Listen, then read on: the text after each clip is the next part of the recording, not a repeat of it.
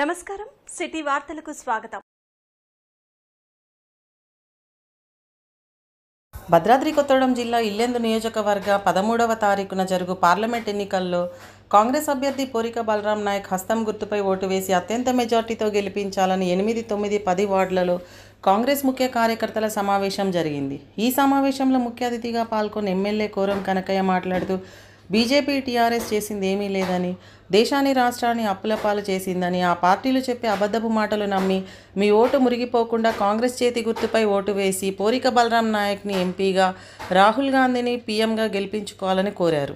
ఈ సమావేశంలో municipal chairman Damalapati Venkateswarlu, Yellandu coordinator Pagadala Manjula, పట్టణ అధ్యక్షులు దొడ్డ డానియల్, కార్యదర్శి జాఫర్, వార్డు ముఖ్యులు ఎస్కే జానీ, ఇమాం, నవీన్, నందకిషోర్, అంజిబాబు తదితరులు పాల్గొన్నారు. మన నెల్లూరు సైదులన్న ఇమాం భాయ్ గారు, మా ఏఎన్టీసీ వైస్ నాయకుడు జాఫర్ భాయ్ గారు, వేదిక ముందున్న మా తెలంగాణ గడ్డ మీద పుట్టిన ఇల్లెందు మహిళా సోదరులు, ప్రజలు ప్రధానిధులు, అదేవిధంగా ప్రతి ఒక్కరికి పేరు పేరున కృతజ్ఞతలు తెలియజేస్తూ ఈరోజు ఈ కార్యక్రమాన్ని నిర్వహించి మన ముఖ్య అతిథిగా వచ్చిన కోరం కనకయ్య గారికి అందరూ గట్టిగా క్లాప్స్ కొట్టాలి. అన్నగారు మరి 5 నిమిషాలలో వస్తారు. అదేవిధంగా ముఖ్య ఉద్దేశం ఏంటంటే ముఖ్యంగా ఈ కార్యక్రమాన్ని తెలియజేస్తూ ఇప్పుడు స్టేట్ గా మనం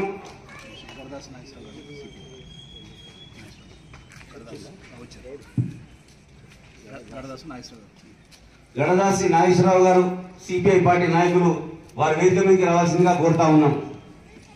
యువజన కాంగ్రెస్ నాయకులు సాంబ మహేష్ గారు కూడా వేదిక మీదకి రావాల్సిందిగా కోరుతా ఉన్నాం.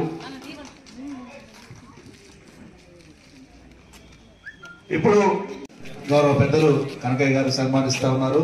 ఇల్లందు నియోజకవర్గ తరపున ఆహ్వానిస్తా ఉన్నారు. వారికి శుభాకాంక్షలు. ఇల్లందు అన్యతా భావించొద్దు. కొంతమంది ఇక్కడ ఐడియా లేక కొంతమంది నాయకత్వాన్ని స్టేజ్ మీదకి పిలవలేదు. పెద్దలు నాగేశ్వరరావు గారు కూడా ఇప్పుడే వచ్చున్నారు. అదేవిధంగా సైదులు గారు కూడా బయటికి వెళ్ళినట్టుంది. అదేవిధంగా మా మెరుగు కార్తిక్ గారు,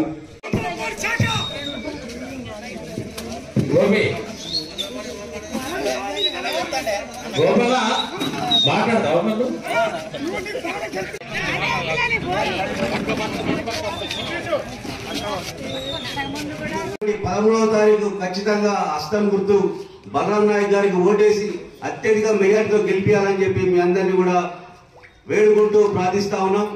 మరి మీ అందరూ కూడా గుర్తించుకోండి. ఖచ్చితంగా ఏదైతే మన ఇల్లందు శాసనసభ్యులు కోరం కనకయ్య గారికి ఇచ్చినటువంటి మెజారిటీని ఏ మాత్రం కూడా తగ్గకుండా అంత మెజారిటీ ఇవ్వాలంటే మనందరం కూడా కలిసికట్టుగా పనిచేయాలా. మనందరం కూడా ఖచ్చితమైన ఆలోచన చేయాల్సినటువంటి సమయం వచ్చింది. కాబట్టి మీరందరూ కూడా ఆలోచించి ఓటేయవలసిందిగా విజ్ఞప్తి చేస్తా ఉన్నాం. ఎందుకంటే ఇల్లందు శాసనసభ్యులు కోరం కనకయ్య గారు అభివృద్ధి చేయాలంటే, ఆయనకు అండగా ఉండాలంటే, కేంద్రంలో మన వాయిస్ ని అక్కడ వినిపించాలంటే మన అభ్యర్థి బలరాం నాయక్ గారు ఖచ్చితంగా మనం గెలిపించుకోవాలా. ఇక్కడ ఏ అభివృద్ధి చేయాలన్నా వారి సపోర్ట్ కావాలి. కాబట్టి మనం ఖచ్చితంగా కేంద్రంలో మన అభ్యర్థి ఉంటేనే మనకు అది సాధ్యపడుతుంది. ఎన్నికలు 2024 మే 13వ తారీఖున జరగబోయే ఎలక్షన్స్ ఈరోజు మహబూబాద్ నియోజకవర్గం నుంచి అభ్యర్థిగా నిలబడుతున్న బలరాం నాయక్ గారి విజయం కోసం ఈరోజు ఇల్లెందులో మహబూబాద్ పార్లమెంట్ శంఖారావానికి నన్ను ఆహ్వానించిన, నాకు ఈ ఇల్లెందు నియోజకవర్గ కోఆర్డినేటర్గా నియమించినందుకు రాష్ట్ర ముఖ్యమంత్రి వర్యులు శ్రీ రేవంత్ రెడ్డి గారికి ప్రత్యేక ధన్యవాదాలు తెలుపుకుంటున్నా.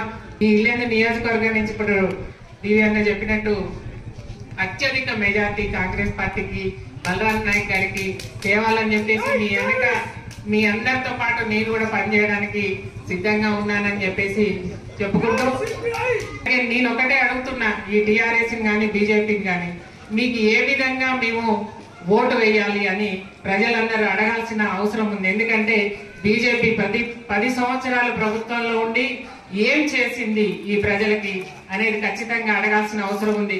ఎందుకంటే భారతదేశం హిందుత్వం అనేది ఆ ప్రపంచ దేశాలందరికీ తెలుసు.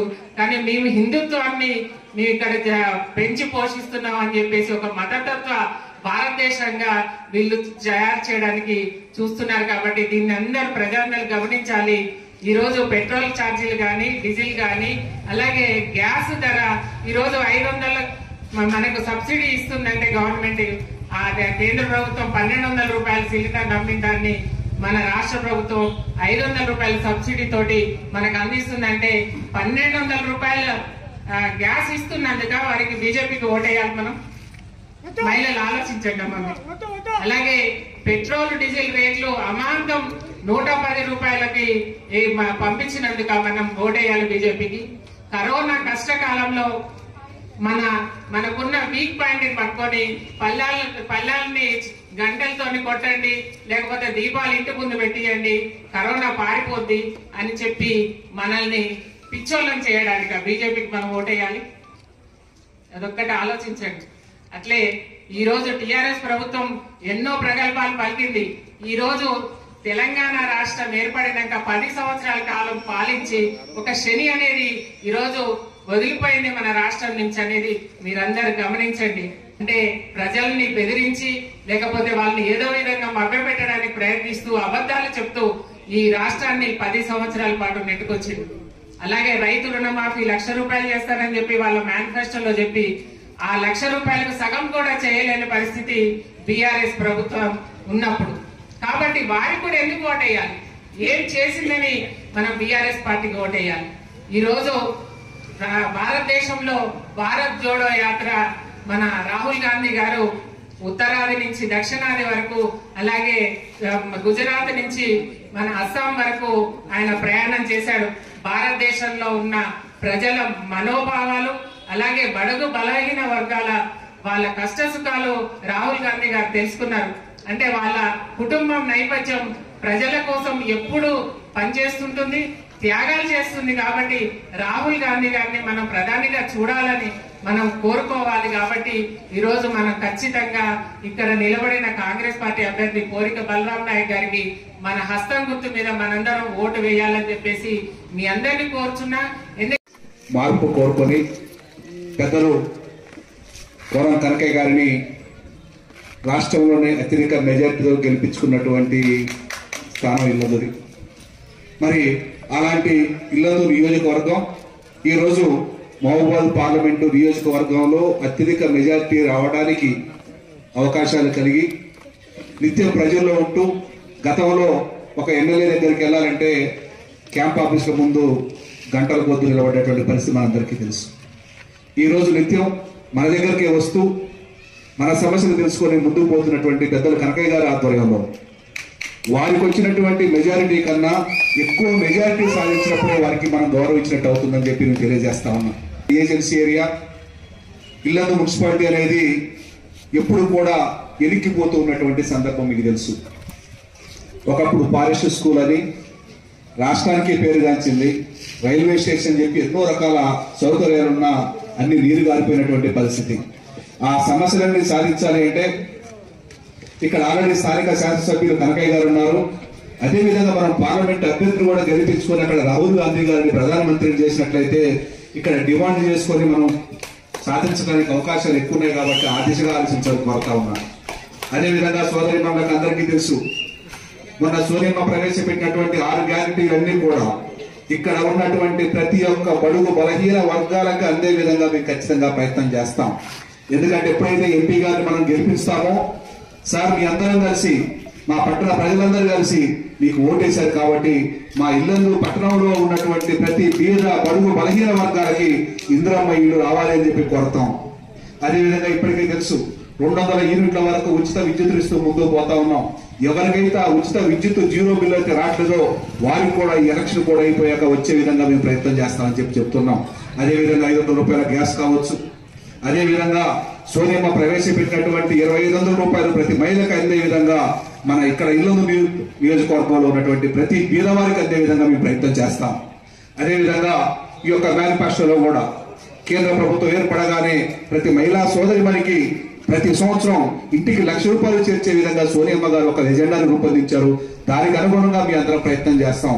మరి మా మీద నమ్మకం ఉంచి ఇక్కడికి వచ్చినటువంటి ముఖ్య నాయకులందరూ కూడా ఏదైతే తెలంగాణ ప్రభుత్వం కాంగ్రెస్ ప్రభుత్వం ఏర్పడడానికి కష్టపడ్డారో అదే రీతిలో కేంద్ర ప్రభుత్వంలో కూడా కాంగ్రెస్ ప్రభుత్వం వచ్చే విధంగా మనం భాగస్వాములు కావాలని ఆ విధంగా భాగస్వాములై మనం సాధించాల్సినటువంటి ప్రతి అంశాన్ని కూడా నిలబడి సాధించుకునే విధంగా ముందుకు పోవడానికి అవకాశాలు కల్పించాలని చెప్పి కోరుకుంటూ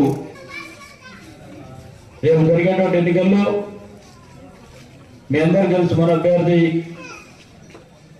జాతీయ కాంగ్రెస్ అభ్యర్థి మన అమ్మ సోనియా గారు ఆశీర్వదించి పంపించినటువంటి అభ్యర్థి మహబూబాబాద్ పార్లమెంట్ అభ్యర్థి పెద్దలు మాజీ మంత్రివర్యులు బండారు నాయక్ గారు. రేపు 13వ తారీఖు జరిగే ఎన్నికల్లో మన అభ్యర్థిని పెద్ద ఎత్తున గెలిపించుకునే విధంగా ముఖ్య కార్యకర్తలందరూ కూడా ఈ సమావేశానికి రావటం, ఈ 3 వార్డులో ఉన్నటువంటి అక్కలు చెల్లెళ్ళు కూడా ఉదయం సాయంత్రం బాగా ఎండలు ఉన్నాయి కాబట్టి గతంలో జరిగిన ఎన్నికల్లో గడప గడప తిరిగే కార్యక్రమం పెద్ద ఎత్తున మహిళా సోదరులను తీసుకొని మనందరం కూడా తిరిగిన పరిస్థితి ఈరోజు లేదు. కాబట్టి ఉదయం సాయంత్రం మనకున్నటువంటి గ్యారంటీని చూపిస్తూ గతంలో కూడా ఎమ్మెల్యే ఎన్నికల్లో ఇదే గ్యారంటీ ద్వారా సోనియా గారు ఇచ్చినటువంటి పిలుపు మేరకు ఆ గ్యారంటీలన్నింటి కూడా ప్రతి గడపలో ప్రతి ఇంట్లో అక్క చెల్లెలకు చూపించి వారిని నమ్మించి కాంగ్రెస్ ప్రభుత్వాన్ని మహిళల ద్వారానే పెద్ద ఎత్తున ఇందిరమ్మ రాజ్యం తెచ్చుకోవడం జరిగింది. తిరిగి మళ్ళా మన ప్రీతం నాయకులు రాహుల్ గాంధీ గారిని కూడా ప్రధాని చేయాలని తప్పకుండా ఈ ప్రాంతం నుంచి మరి బలరాం నాయక్ గారిని పెద్ద ఎత్తున గెలిపించుకుంటేనే అక్కడ రాహుల్ గాంధీ ప్రధానమంత్రి అయ్యే అవకాశం ఉంటుంది. ఇప్పుడు చాలా మంది వక్తలు చెప్పారు, బీజేపీ ప్రభుత్వం చేసినటువంటి 10 సంవత్సరాలు ఎస్సీ ఎస్టీ బీసీల మీద దౌర్జన్యమైనటువంటి దానకాండతో కొన్ని రాష్ట్రాల్లో విపరీతమైనటువంటి ఇబ్బందులు పెట్టి ఆ ప్రాంతంలో ప్రజలందరినీ కూడా మరి అధోగతి పాలు చేసినటువంటి ప్రభుత్వాన్ని తరిమి కొట్టాలి. బీజేపీ ప్రభుత్వం మరి 10 సంవత్సరాల్లో మరి ఏం చేసిందని ఒకసారి ఆలోచన చేయాలి. ప్రజలకు ఏం చేసింది, ఈ ప్రాంతంలో ప్రాజెక్టులు కానీ పరిశ్రమలు కానీ ఎలాంటి స్థాపించలేని పరిస్థితుల్లో ఈనాడు బీజేపీ ప్రభుత్వం. ఇప్పుడు పెద్దలు ఇప్పుడు జేవీ గారు చాలాసార్లు చెప్పారు, రోజుకి 10 లక్షల రూపాయలు బట్టలు ధరించి దేశంలో ప్రతి దేశాలు తిరిగే కార్యక్రమం తప్ప దేశంలో ఉన్నటువంటి ప్రజలు ఎలాంటి మరి పరిశ్రమలు నిర్మించకుండా ప్రాంతాల్లో మరి బహు దేశాలతో పెద్ద ఎత్తున ప్రజలందరినీ కూడా ఇబ్బంది పెట్టే పరిస్థితి నాడు కనిపించే విధంగా బీజేపీ ప్రభుత్వం ఉంది. అదే కాకుండా రాష్ట్రానికి వచ్చినట్టయితే బీఆర్ఎస్ ప్రభుత్వానికి ప్రధాని అయ్యే అభ్యర్థి లేరు కాబట్టి బీఆర్ఎస్ మనం తీసుకోండి, బీఆర్ఎస్ పాట వినొద్దు. బీఆర్ఎస్కి ఓటు ఇచ్చినా మురిగిపోయే పరిస్థితి ఉంటుంది. బీజేపీ వచ్చేసి భర్తత్వ పార్టీ, బీఆర్ఎస్ ప్రధాన అభ్యర్థి లేడు కాబట్టి మనందరం కూడా ప్రతి ఒక్కరి గడపలో వెళ్ళి బీఆర్ఎస్ పార్టీ ప్రధాని లేడు కాబట్టి మనందరం కూడా మరి కాంగ్రెస్ పార్టీ చేతి గుర్తుకు ఓటేయాలని చెప్పి ప్రతి గడపలో కూడా మన ప్రచారం ఇస్తే బాగుంటుందని చెప్పి మన నాయకుల ఉద్దేశం. తప్పకుండా వచ్చే నెల 11వ తారీఖు జరిగే ఎన్నికల్లో ప్రతి ఒక్కరు కూడా మరి మన అభ్యర్థిని చేతి గుర్తుపై ఓటు వేసి పెద్ద ఎత్తున మెజారిటీ తీసుకొచ్చే విధంగా ప్రయత్నం చేయాలి. ప్రతి గడపలో ప్రతి ఇంట్లో ఉన్నటువంటి అక్క చెల్లెలందరినీ కూడా మనస్ఫూర్తిగా అభినందిస్తూ మీరందరూ కూడా చేతి గుర్తుపై ఓటు వేస్తారని చెప్పి విజ్ఞప్తి చేస్తూ సెలవు తీసుకుంటున్నారు. జై కాంగ్రెస్. ఈ వార్తలు ఇంతటితో సమాప్తం. నమస్కారం.